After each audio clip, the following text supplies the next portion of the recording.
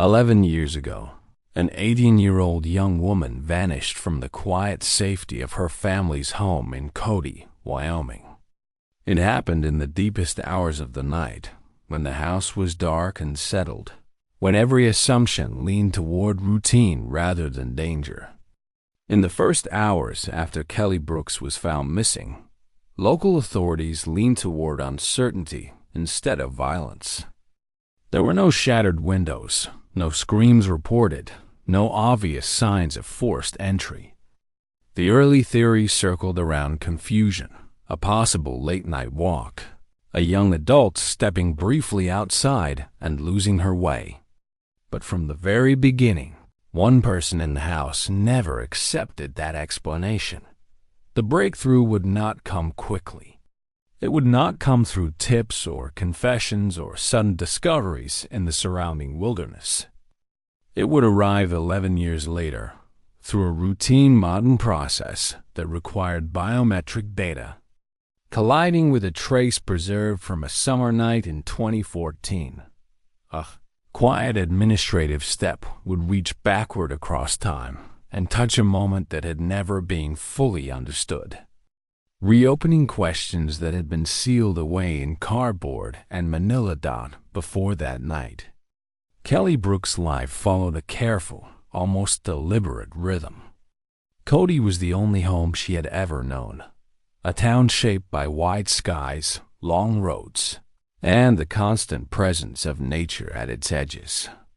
She was disciplined and methodical, known among friends and family for planning ahead, for making lists, for packing extra batteries and lenses before heading out with her camera. Wildlife photography was not a casual hobby for her. It was how she understood the world. Dawn light over the plains, the still patience required to wait for movement, the comfort of silence broken only by wind or wings. Inside the Brooks home, those same qualities defined her. Kelly was college-bound, weeks away from a future she had mapped carefully. Her bedroom reflected that order. Camera equipment cleaned and arranged, notebooks stacked, a calendar on the wall marked with deadlines and departure dates. She was close to her family, grounded in routines that rarely changed. Dinner at the same hour, doors locked before bed. A quiet house by 10:30 p.m., broken only by the hum of appliances and the distant Wyoming wind. There were small frictions, the kind that exist in any family on the brink of change. An argument about driving routes. A reminder to stay aware, to stay safe. Nothing that hinted at danger. Nothing that suggested that this particular night would fracture the meaning of home forever. What no one could see then was how fragile that sense of safety really was. How easily routine could be studied. How a life built on preparation could still be interrupted by something unseen. By the time the sun rose over Cody the next morning, Kelly Brooks was gone. And the house that had held her so carefully became the center of a question that would echo for years. Where are you watching from tonight, and what time is it there? The Brooks household moved through its days with a steadiness shaped by long familiarity. Mornings began early, guided by work schedules and the quiet habits of a family that valued structure. Coffee brewed in the same kitchen corner.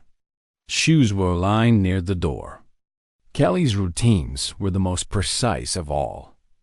She rose before sunrise whenever she could, slipping outside with her camera to catch the first thin light stretching across the fields outside Cody. On days she stayed in, she reviewed photographs. At the dining table, adjusting notes, circling ideas for future shoots she planned to take once college began. The house itself was modest and well-kept, set back from the road with a small yard that blurred gently into open land. From certain angles, it felt almost exposed, framed by space rather than neighbors. The back door opened toward darkness at night, a familiar view that no one questioned after years without incident. Windows were rarely a concern.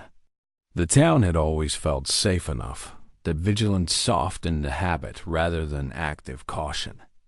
Kelly's relationships inside that house were close, but not idealized. She shared an especially strong bond with one family member, someone who understood her quiet intensity and her tendency to retreat inward when she was thinking deeply. That connection was built through shared chores, long car rides, and evenings spent reviewing photographs together.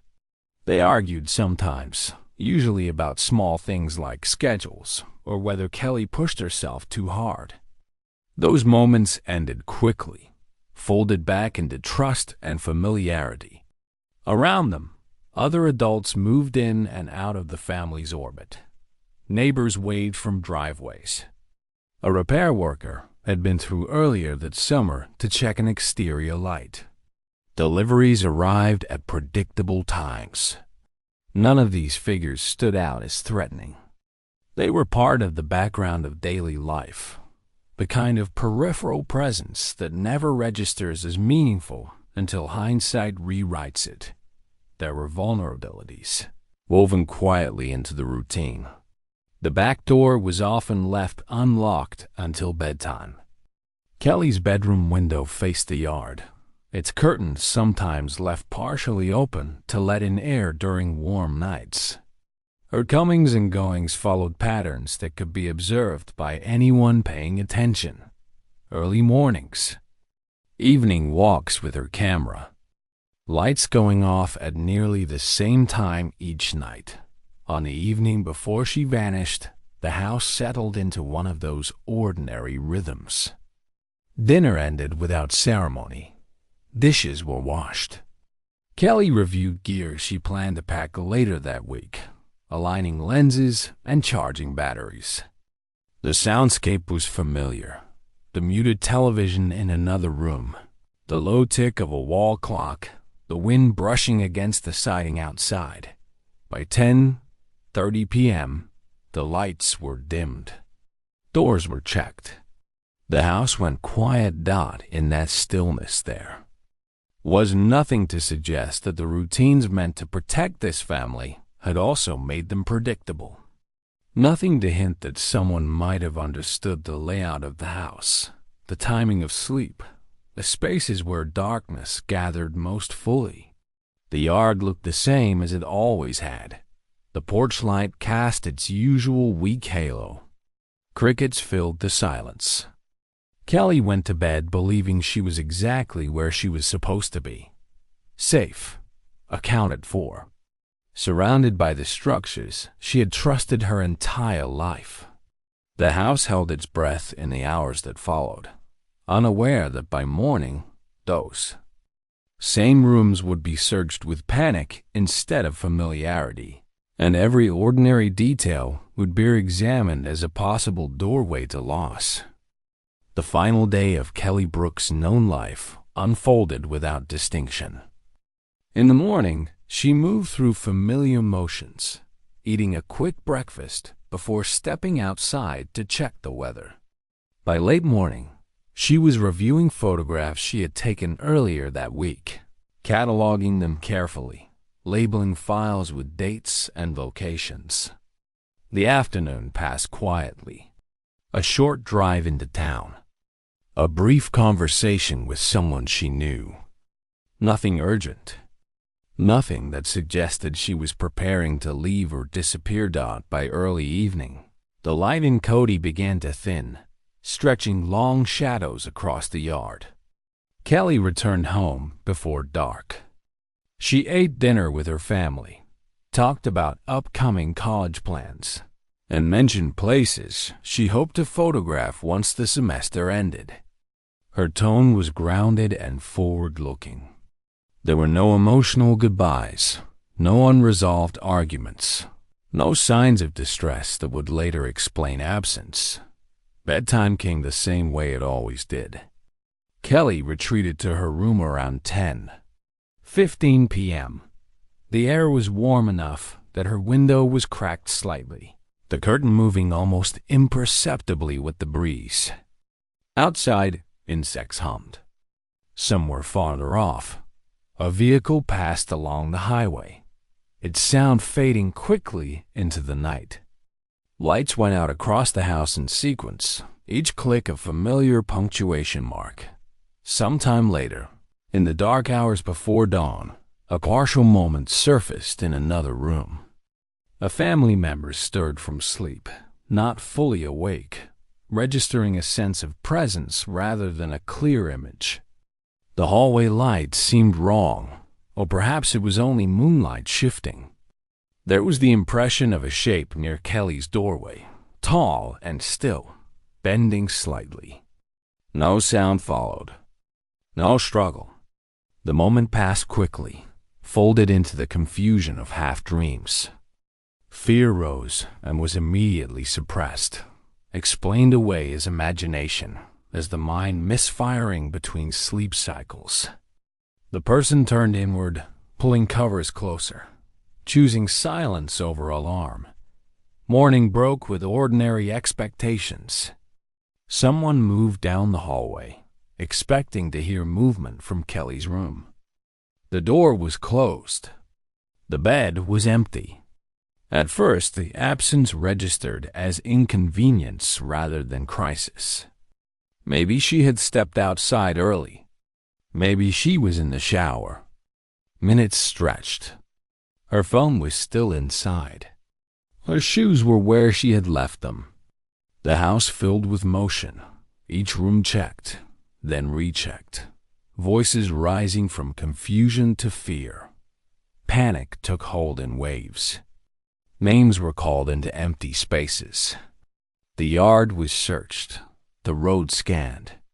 The realization arrived slowly but unmistakably. Kelly Brooks was not there, and she had not left anything behind to explain. Where she had gone as the house shifted from private alarm to public emergency. The memory of that nighttime presence sharpened in retrospect. The fragment that had felt unreal hours earlier now carried weight. It was shared hesitantly, framed with doubt, received with careful notation, but visible skepticism. Adults leaned toward rational explanations, dreams, stress, fear filling gaps after the fact. And if stories like this keep you pulled in, make sure you're subscribed so you never miss what comes next. When the first patrol car turned onto the Brooks Street, its lights cutting briefly through the morning haze, the house crossed a line it could never step back from. The night was no longer private. The disappearance was no longer theoretical. What had been a single empty bed was now the center of a growing investigation, one that would soon stretch beyond the walls of the home and into the fields and memories of an entire town. Law enforcement arrived with the controlled urgency of experience shaped by small-town familiarity. The sheriff and a deputy stepped through the Brooks home carefully, asking questions while observing the spaces where Kelly Brooks had last been seen. They moved room to room, noting the condition of the house, the absence of disorder, the lack of forced entry. Kelly's bedroom was documented in detail. Her bed appeared undisturbed except for the absence of her. Her camera equipment was still in place. Her phone remained on the nightstand, uncharged and silent. Windows were checked. Doors were tested.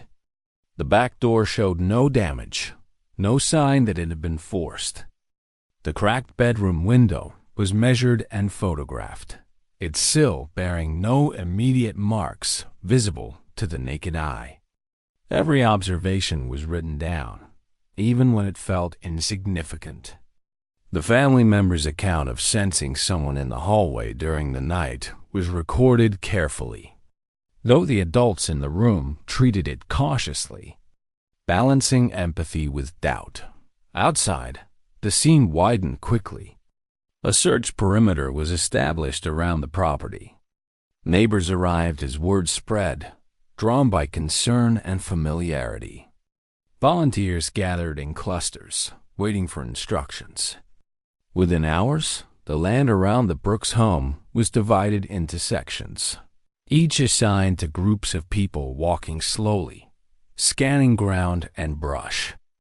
Canine units were brought in to attempt a scent track from Kelly's room, and from the yard. It was not far from the house that the first troubling signs emerged.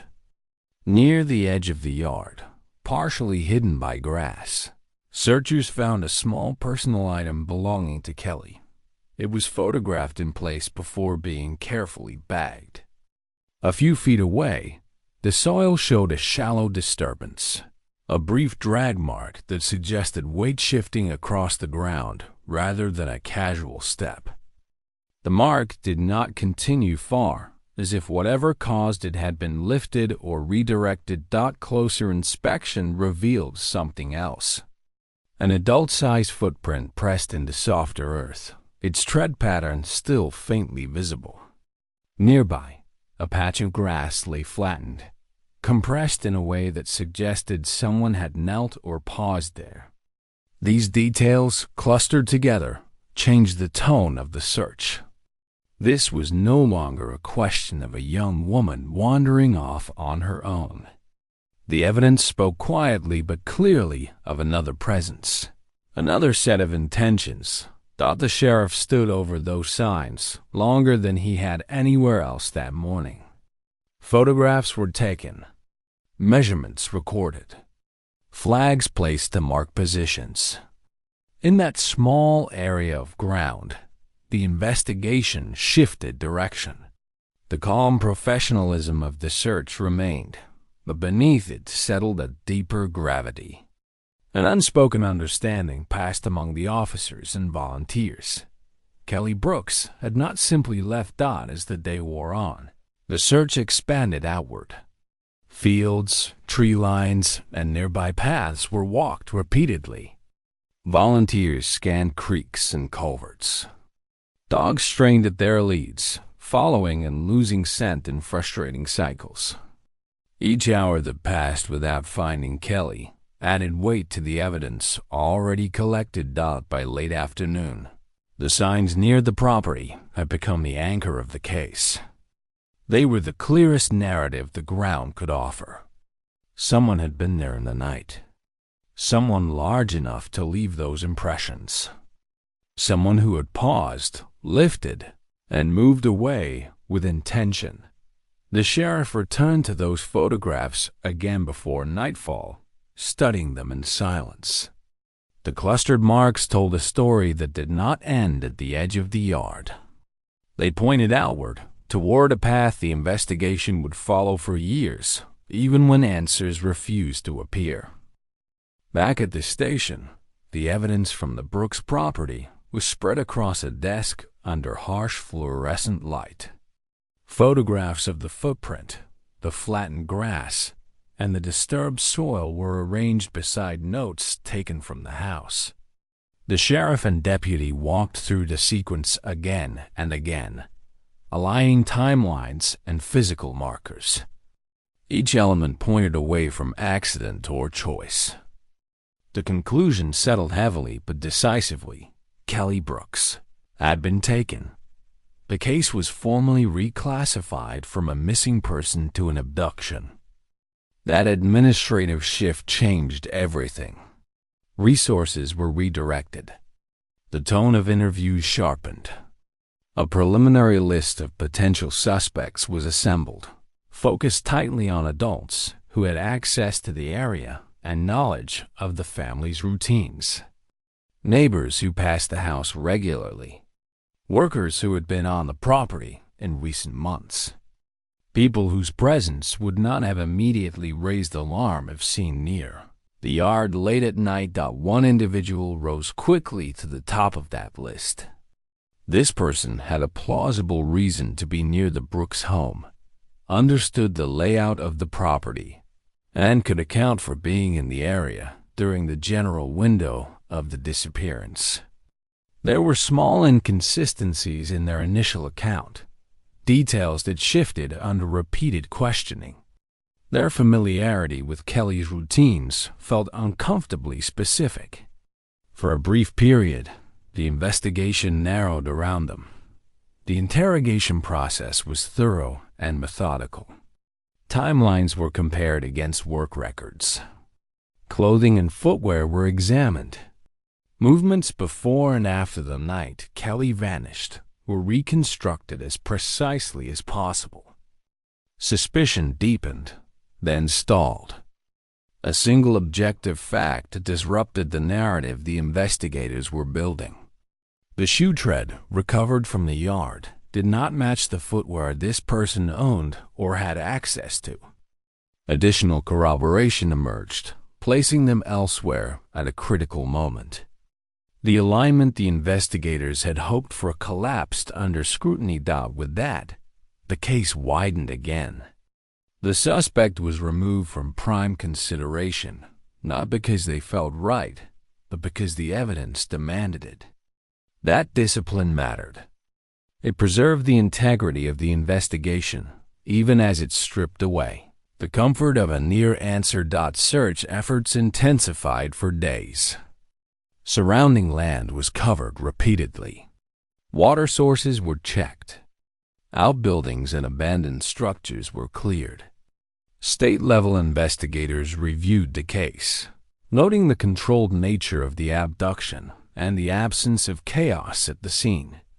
The lack of a ransom demand, vehicle description, or credible eyewitness complicated every avenue forward. Each day closed without discovery. Gradually, the intensity gave way to exhaustion. Leads dried up. Tips became repetitive or speculative. The physical evidence remained, but it refused to point toward a name that could be proven.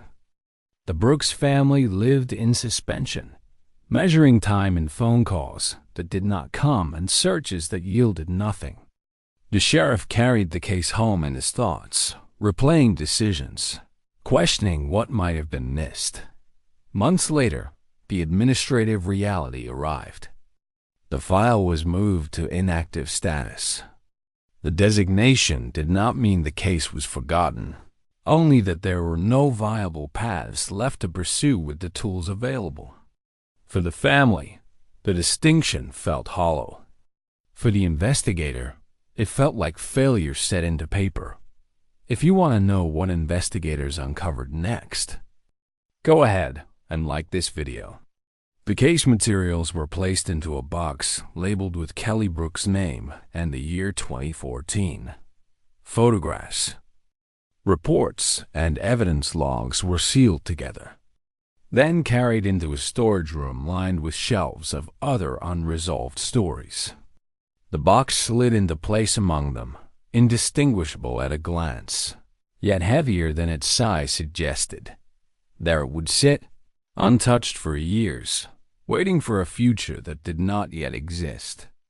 A future where the quiet details preserved inside might finally find a way to speak.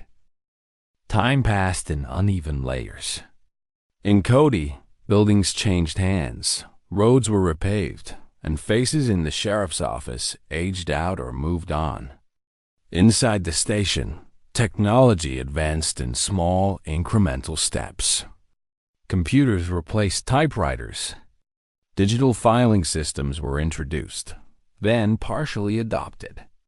Through it all, the box labeled with Kelly Brooks' name remained in storage, shifting only when shelves were reorganized or rooms repurposed. There were moments when that box came close to disappearing. A roof leak during a harsh winter soaked part of the storage room, warping cardboard and blurring ink on older files. During a later renovation, stacks of inactive cases were consolidated, some sent to off-site facilities, others flagged for potential disposal. Kelly's case survived each disruption through a combination of diligence and chance. Someone noticed the seriousness of the designation.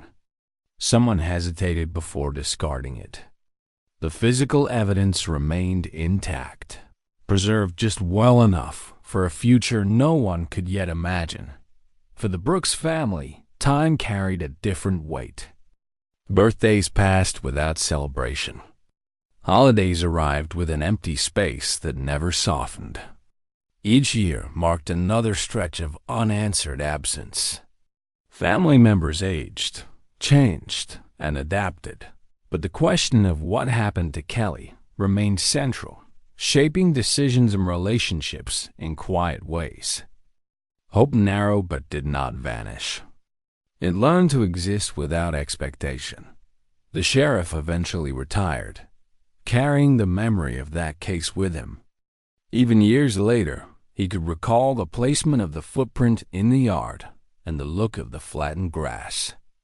He spoke of it rarely, but when he did, it was with the tone of something unfinished. The file had followed him, an unresolved chord in an otherwise long career. Meanwhile, far from Cody, another life unfolded under a different name. The person who had once been Kelly Brooks grew up elsewhere, folded into routines that did not match the memories she carried in fragments. Her early years were shaped by explanations that never fully aligned, stories about origins that shifted slightly each time they were told. Official documents existed, but they felt newly created rather than lived in. Schools accepted the paperwork without question. Systems were not built to look backward or sideways, only forward. Inside, there was a persistent sense of displacement. Certain smells triggered unease. Wide skies produced an ache she could not explain. She learned to adapt, to perform normalcy, to ignore the feeling that something foundational was missing. There were no names for these sensations, no context that would allow them to resolve into memory. They remained as background noise, shaping identity without offering clarity. Back in the storage room, the case box sat sealed, its contents aging slowly. Photographs curled at the edges. Tape adhesive hardened. Notes remained legible, waiting. The box did not announce its importance. It simply endured, a silent witness to a night in 2014 and the decades that followed. If you could tell someone what really happened all those years ago, who would you speak to first? The question hung unanswered in the space between past and future, between a family still waiting and a life being lived under a name that was not truly its own.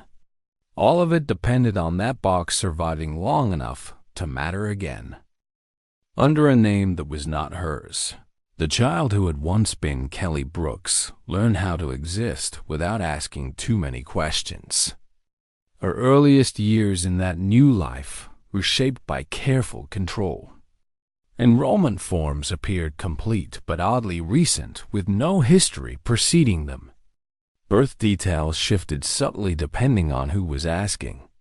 The adult raising her offered explanations that sounded practiced, stories that closed doors rather than opened them. Teachers noticed the inconsistencies, but lacked any mechanism to challenge paperwork that appeared official on its face. She grew into adolescence, carrying a persistent sense of dislocation. Certain images surfaced without context: a narrow hallway, the smell of pine carried on cold air, a feeling of safety tied to a place she could not name. She dreamed of open land and wide skies, waking with a dull ache that followed her through the day. These fragments never assembled into a coherent memory.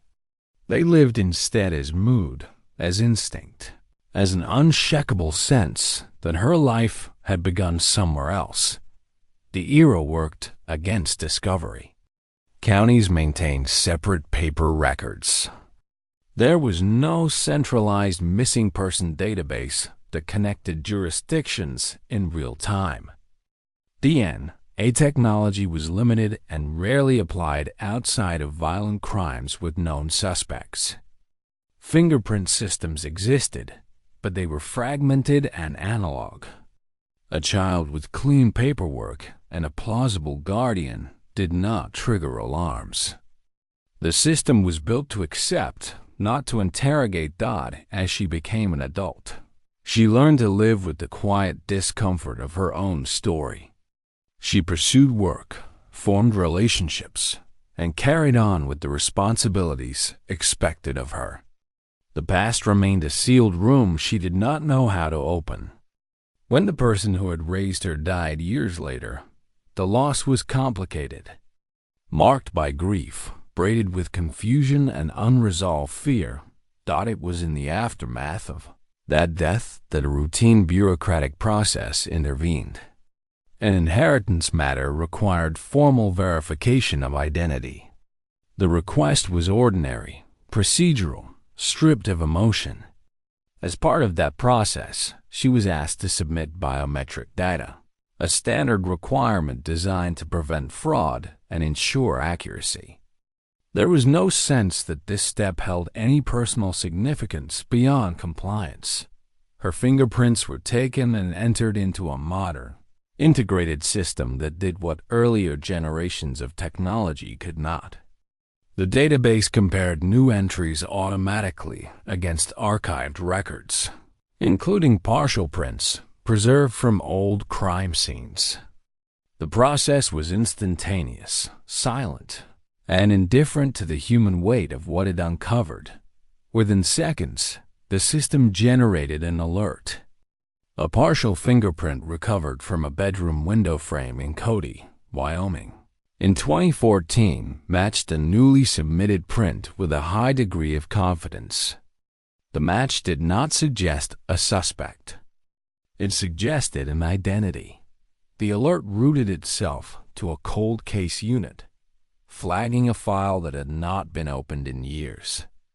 In a different building, under different lighting, a modern investigator saw the notification appear and felt the subtle shift that accompanies recognition. The name Kelly Brooks surfaced on a screen, attached to a case long considered dormant. The system did not explain how the match was possible. It only confirmed that it was Dot. The investigator pulled the old case file from digital archives, then requested the physical box from storage. As it was carried into the present, the past moved with it, bridging a gap that had once seemed permanent. The evidence had waited. The technology had caught up, somewhere else. The adult whose fingerprints had triggered the alert continued, a day unaware that the ground beneath her identity had begun to move. The life she believed, she understood, was about to be reframed by a truth preserved quietly for more than a decade. The cold case investigator approached the reopened file without urgency, aware that speed had never served cases like this well. Years of specialization had taught them to treat long-dormant evidence with patience and restraint, to listen for what had been missed rather than impose new theories too quickly. The box bearing Kelly Brooks' name was brought into a small review room, its cardboard softened by age, its label faded but intact. Inside, the contents were methodically laid out. Photographs from the yard and bedroom. Handwritten notes from the original sheriff. Evidence bags sealed with brittle tape. Each item was examined not as a relic, but as a living record. The investigator reread witness accounts, including the fragment from the family member who had sensed a presence in the hallway. What had once been treated cautiously now carried new relevance, reframed by what modern data had revealed. Select items were sent to contemporary forensic labs.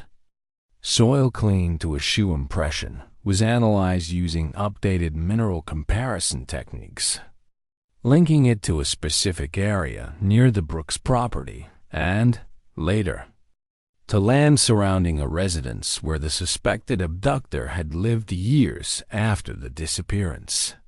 Fabric fibers recovered near the window frame were re-examined under advanced microscopy.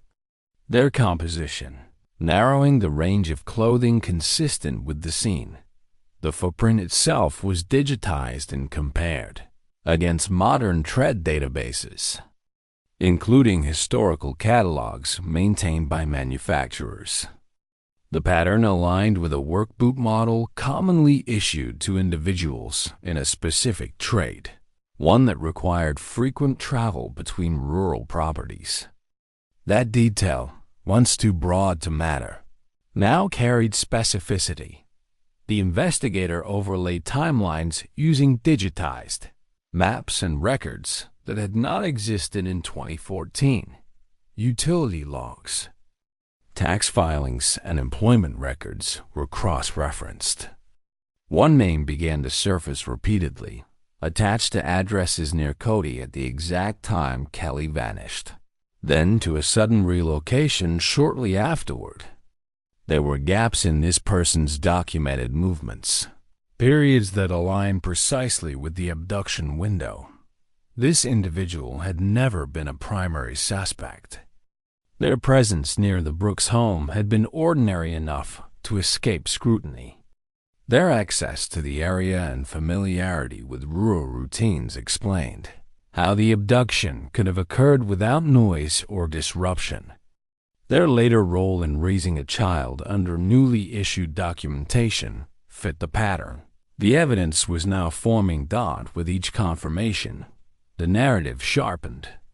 The adult whose fingerprints had triggered the database hit was not an offender returning to a crime scene. She was the missing person herself. The biological trace recovered from the window frame was consistent with her attempting to steady herself during removal, a detail invisible without modern context. The investigator documented the findings carefully, aware that this case would not end in a courtroom. The suspected abductor was deceased. Accountability would take a different form. The file was updated to reflect a named primary offender based on converging forensic, administrative, and circumstantial evidence. The final step was the most delicate. Arrangements were made to contact the adult whose identity had been quietly appended by the match. The investigator prepared to explain what decades of silence and storage had preserved, and what modern systems had finally uncovered. The box was closed again, not to return to storage, but to be carried forward into resolution. For the first time since 2014, the case was moving toward an answer that centered not on speculation, but on truth. The meeting was arranged carefully, with attention paid to timing, setting, and support. When authorities explained to the adult woman that her fingerprints had matched evidence from a decades-old missing person case, the information landed in stages rather than all at once. At first, there was disbelief. The name Kelly Brooks felt distant, abstract, disconnected from the life she understood as her own. Then the weight of the details began to settle, aligning with memories she had never been able to place. Shock gave way to grief, then to a quiet, destabilizing relief. The unease that had followed her for as long as she could remember now had a shape. The dreams, the dislocation, the sense of origin missing from her life were no longer personal failures of understanding. They were echoes of something real. To confirm what the biometric match suggested, DNA samples were collected from surviving members of the Brooks family. The process was clinical and precise, stripped of ceremony. When the results returned, they were unambiguous. The adult woman shared a direct biological relationship with the family in Cody. The missing daughter was alive. The reunion did not unfold as a single moment, but as a sequence of careful steps. The first meeting took place in a neutral space, chosen to minimize overwhelm. Faces studied each other with caution and intensity, searching for familiarity. Recognition emerged through small, undeniable details. A scar remembered from childhood, a habitual tilt of the head, the cadence of laughter that sounded unexpectedly known. These fragments bridged decades more effectively than words ever could. For the family, the experience carried conflicting emotions layered tightly together. Joy at finding Kelly alive collided with anger at the years stolen from them. Relief existed alongside grief for the life they had imagined and mourned. There was no clean emotional resolution, only a shared commitment to move forward with honesty about what had been lost.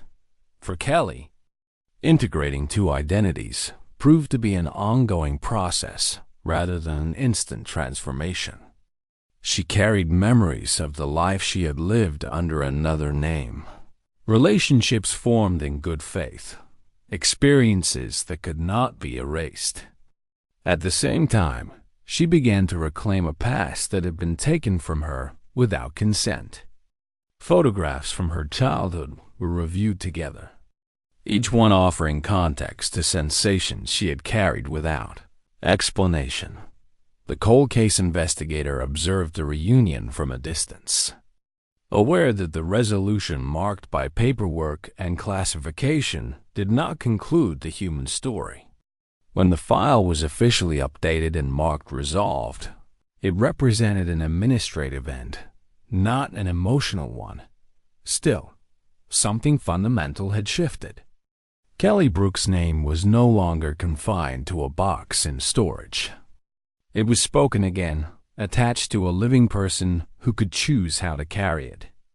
The truth had arrived late, but it had arrived intact, restoring identity even as it acknowledged the permanence of loss. With the identity of Kelly Brooks formally restored, the case moved into its final phase. Investigators updated official records to reflect what the evidence now supported. The 2014 disappearance was reclassified as an abduction, and the individual responsible was named as the primary offender. Though the abductor was no longer alive to face legal consequences, the act of naming mattered. It corrected the historical record and shifted responsibility away from uncertainty and onto a documented truth. Many questions remained unanswered. The precise motivation behind the abduction could never be fully known. Investigators could only infer patterns from behavior, access, and opportunity. There were moments when earlier intervention might seem possible in retrospect, but those judgments had to be measured against the reality of the time. In 2014, the systems that eventually revealed the truth were still fragmented or incomplete. The investigators had worked within the limits of what they had, preserving evidence that would later prove decisive. The case underscored the importance of that preservation. Physical traces, once considered marginal, became central when paired with modern forensic tools. Fingerprint and DNA databases transformed isolated fragments into connective tissue, linking past and present across jurisdictions and decades. The story of Kelly Brooks demonstrated how cold case work depends not only on new technology, but on the patience and discipline of those who document details carefully. Even when answers are not immediately available, it also highlighted the need to listen closely to children and to record their experiences without dismissal. The fragment of memory from that night, once treated as uncertain, gained significance when viewed through the lens of confirmed abduction. Small observations, preserved rather than discarded, allowed future investigators to reconstruct events with greater clarity. For Kelly and her family, closure did not arrive as triumph. It arrived as truth. The restoration of her name in history offered dignity rather than erasure. The years that were taken could not be returned, but they could be acknowledged honestly. Identity, once fractured, could begin to be integrated with care and support. The town of Cody absorbed the resolution quietly. There were no public celebrations, only a shared recognition that something long unresolved had finally been named.